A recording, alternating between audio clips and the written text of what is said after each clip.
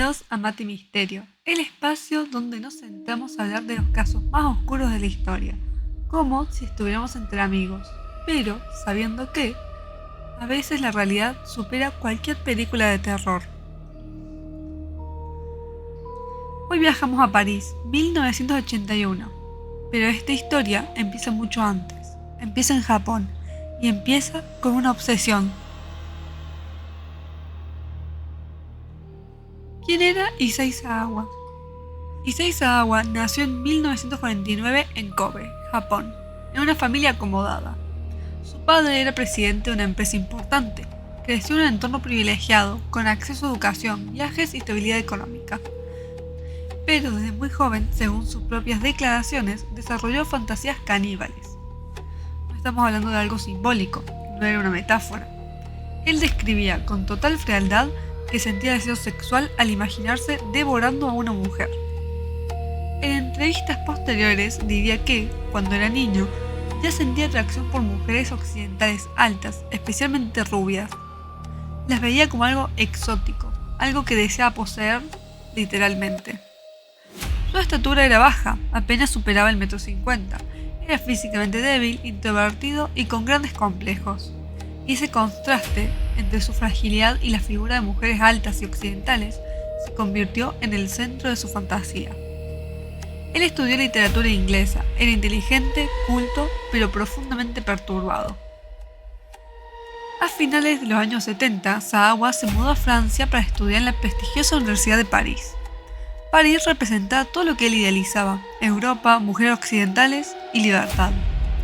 Pero también fue el lugar donde sus fantasías dejaron de ser fantasías. Antes de 1981 ya había intentado atacar a una mujer en Japón, pero no logró concretarlo.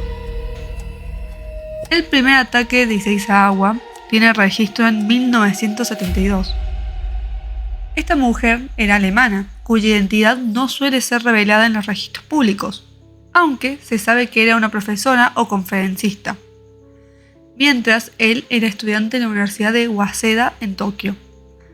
Sagawa irrumpió en el apartamento de la mujer durante la noche mientras ella dormía. Su intención confesada era cortarle trozos de carne para comerlos. La mujer se despertó y comenzó a gritar y a luchar, lo que obligó a Sagawa a huir, pero fue capturado poco después.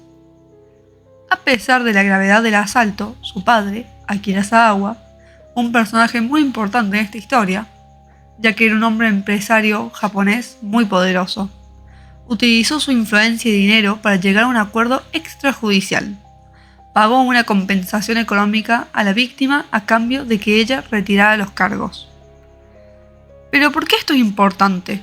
Este evento es crucial, porque al no tener antecedentes penales formales gracias a la intervención de su padre, Sagawa pudo obtener una visa y viajar a Francia para estudiar en la Sorbona. De haberse aplicado la ley en 1972, el trágico destino de la víctima René Galbraith probablemente se podría haber evitado.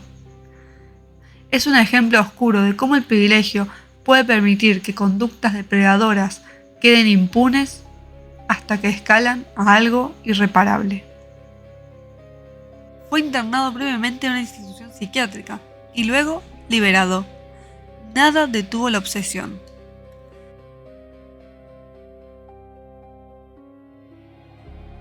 Para entender la magnitud de la pérdida, hay que dejar de ver a René Galbraith como un nombre en un expediente y verla como la joven que realmente era. Ella tenía 25 años, era de nacionalidad irlandesa y se encontraba en el corazón de Francia, persiguiendo un sueño académico, un doctorado en literatura comparada en la prestigiosa Universidad de la Sorbona. Se la describía como una mujer brillante. Quienes la conocieron la describían como una mujer de una inteligencia luminosa, amable y profundamente culta. Hablaba varios idiomas y tenía una sensibilidad artística que la hacía destacar en sus clases. Ella no era una víctima elegida al azar. Era una compañera, una amiga y una estudiante dedicada.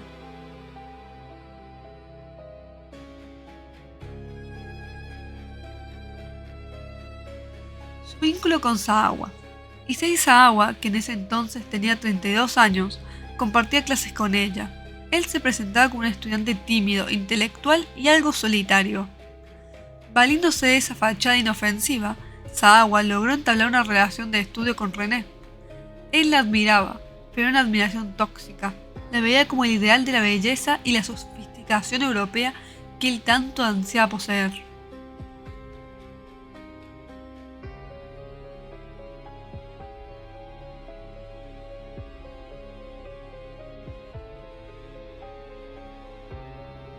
Vamos con la escena del crimen. El 11 de junio de 1981, esa tarde, René llegó al departamento con sus libros y apuntes. Lo que ella creía que sería una tarde de intercambio intelectual con Saawa era todo lo contrario para Issei. Era la culminación de una obsesión que llevaba años gestándose. Mientras ella leía poesía, él se colocó detrás de ella con un rifle calibre 22. René Halbert nunca salió de ese departamento. En ese instante, una vida llena de proyectos y talento fue borrada por la oscuridad de una fantasía que ella ni siquiera podía imaginar. Ese día, mientras ella leía un poema, sentada de espaldas, Saawa tomó un rifle calibre 22, le disparó en el cuello y ella murió casi instantáneamente. Lo que sigue es difícil de escuchar, pero es la esencia de este caso. Saawa pasó días con el cuerpo. Intentó tener relaciones sexuales con el cadáver y luego comenzó a desmembrarlo.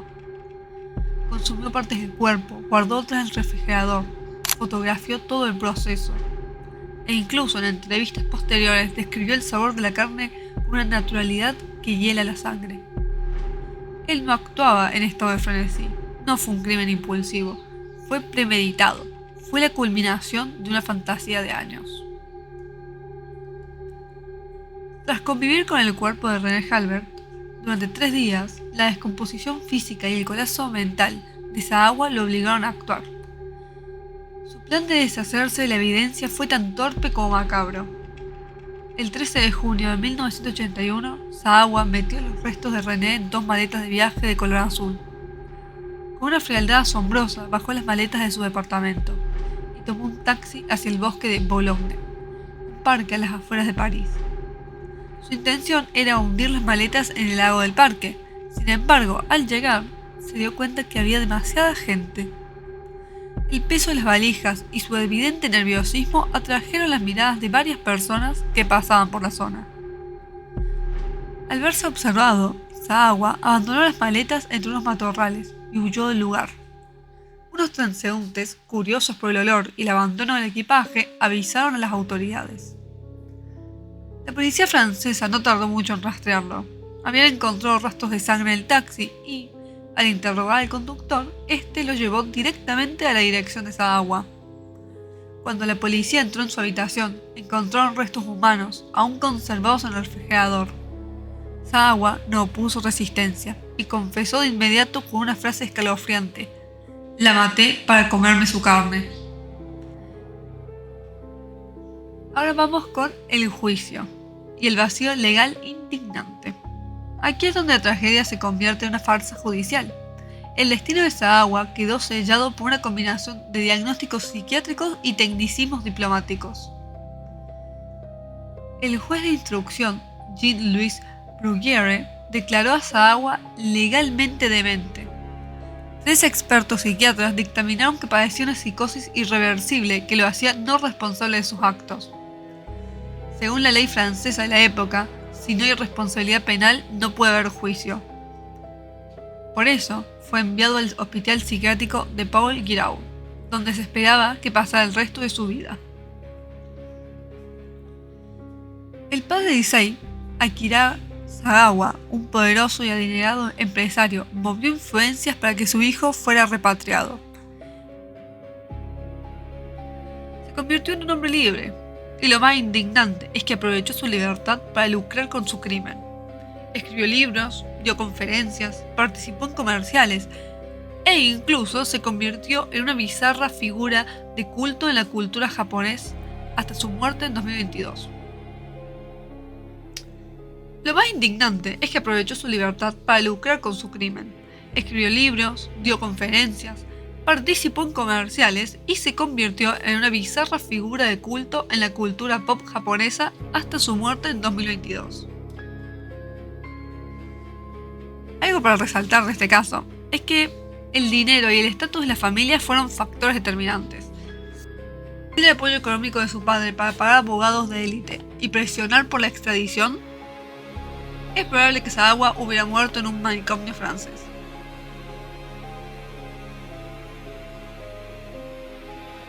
Lo que siguió a su liberación no fue el arrepentimiento ni el anonimato, sino una sátira macabra que desafió toda ética moral. Sagawa no solo regresó a la sociedad, sino que fue acogido por una parte de la cultura mediática japonesa como una curiosidad intelectual. Sagawa publicó más de 20 libros.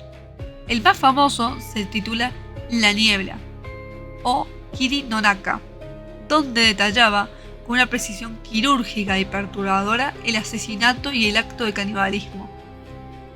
Se convirtió en un bestseller, vendiendo cientos de miles de copias. Se convirtió en una figura mediática, increíblemente. Se transformó en una celebridad morbosa, por así decirlo. Participó en programas de variedades, dio conferencias en universidades e incluso hasta apareció en comerciales de televisión. Irónicamente, uno de estos comerciales era para una cadena de restaurantes de carne. Mientras la familia de René Calvet en los Países Bajos cargaba con un duelo irreparable y la indignación de ver al asesino de su hija en las noticias, Sagawa capitalizaba su crimen. Apareció en documentales de renombre y colaboró en mangas que ilustraban su propia perversión. El final sin justicia. Issei Sagawa murió en 2022 en un hospital de Tokio a los 73 años a causa de una neumonía. Vivió casi 4 décadas en libertad absoluta, sin haber pasado un solo día en una prisión común por el asesinato de René. Es imposible analizar este caso sin resaltar que el dinero y el estatus de su familia fueron los motores claves para su libertad. Primer apartado, la defensa de élite. Desde el momento de su detención en París, su padre, Akira Sagawa, financió un equipo legal de primer nivel que logró navegar las leyes francesas para evitar el juicio penal, moviendo las piezas hacia el diagnóstico de insanidad. 2. Presión diplomática y extradición. El proceso de repatriación a Japón no fue un tratamiento ordinario, fue el resultado de una presión constante y le hizo... Apartado 2. Presión diplomática y extradición. El proceso de repatriación a Japón no fue un trámite ordinario, fue el resultado de una presión constante y el uso de influencias en altos niveles. 3. Refugio económico. Al regresar a Japón, su estancia en el hospital psiquiátrico fue breve, ya que en gran parte por el respaldo de su familia, que garantizó su rehabilitación, en muchas comillas, privada.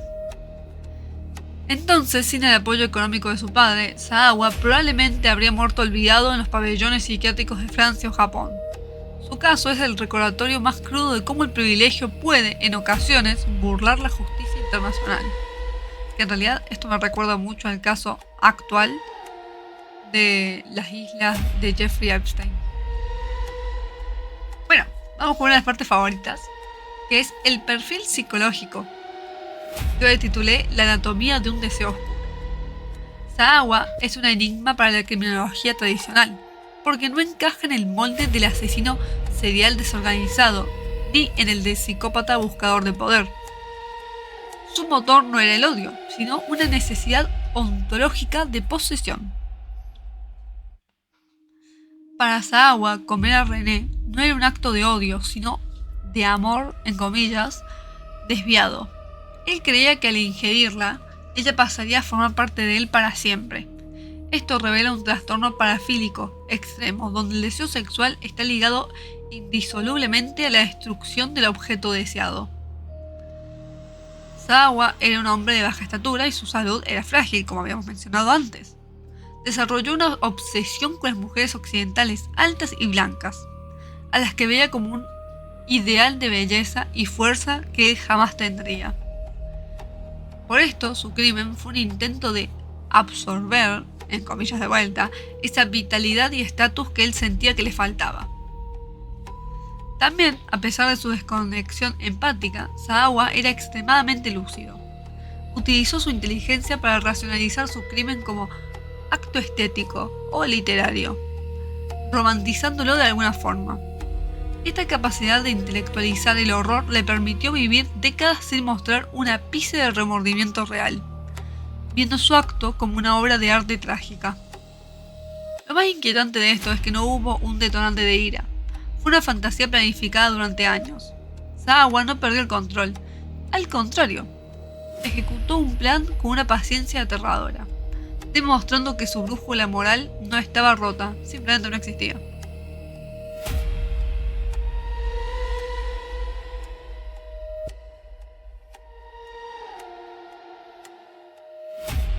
Bueno, vamos con la reflexión personal.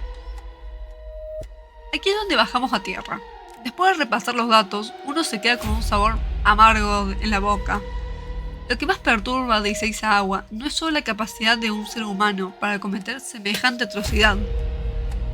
Lo que realmente hiela la sangre es la falla sistemática encadenada.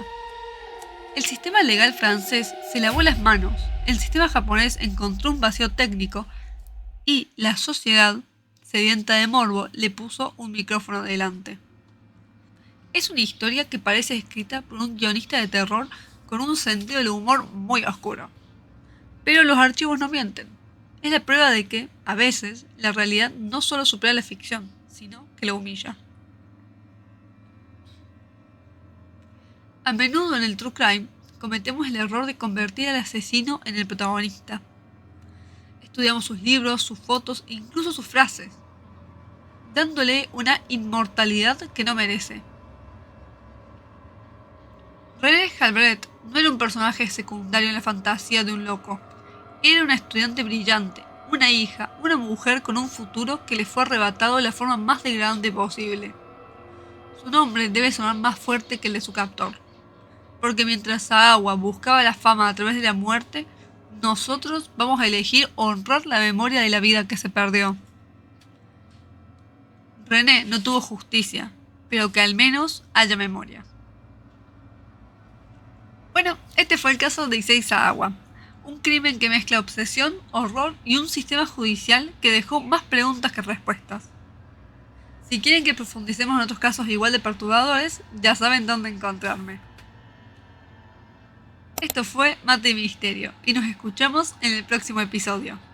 Adiós.